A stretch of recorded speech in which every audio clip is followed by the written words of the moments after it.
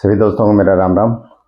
आप चाहते हैं कि आपका व्यापार बढ़ता रहे, आप चाहते हैं घर की बढ़ोतरी होती रहे, आप चाहते हैं सुख समृद्धि बढ़ती रहे, आप चाहते हैं नौकरी में बाधा ना आए वो बढ़ता रहे, आप चाहते हैं वंश वृद्धि बढ़ती रहे, घर में चारों तरफ खुशहाली हो, तो इसमें सबसे बड़ा अहम रोल होगा वो बुध ग्रह का होगा।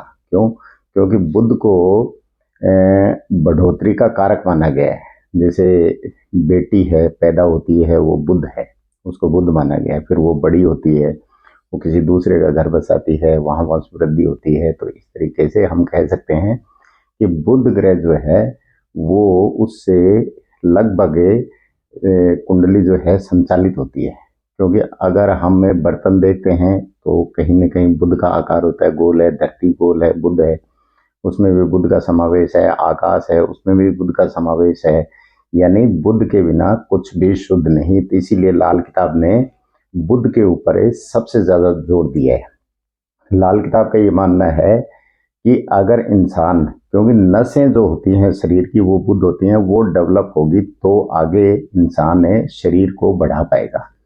उसके बाद आदमी के अंदर बुद्धि होगी तो इंसान उस बुद्धि से ज्ञान को अर्जित करेगा और ज्ञान से ही वो सब कुछ जीवन में अर्जित कर सकेगा।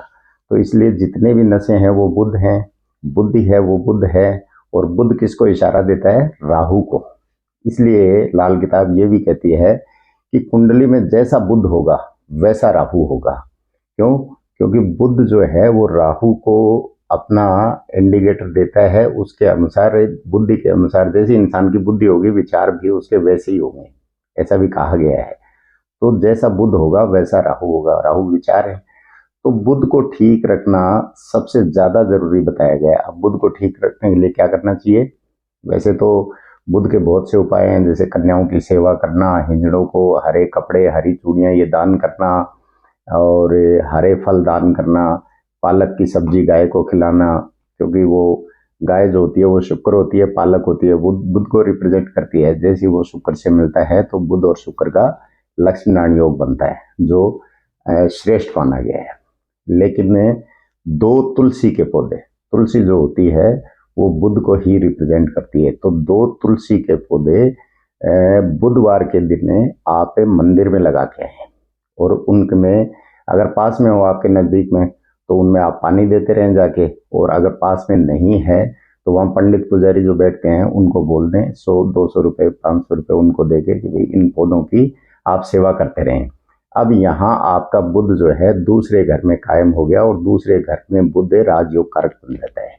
दूसरी बात, यहाँ बुध गुरु का साथ देता है, यानी ज्ञान की वृद्धि होगी, घर की समृद्धि बढ़ेगी।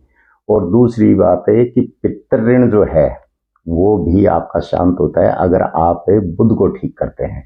तो दो तुलसी के पौधे आप मंदिर में लगा के उनमें पानी डलवाएं, उनकी सेवा करवाएं, तो आपका बुध हमेशा अच्छा रहेगा। व्यापार में बढ़ोतरी होगी, नौकरी में ग्रोथ होगी, घर में सुख समृद्धि रहेगी, बहन बेटी खुशहाल रहेंगी। आपके नर्व सिस्टम, नसों से संबंधित कोई भी दिक्कत है उससे भी आप बचे रहेंगे।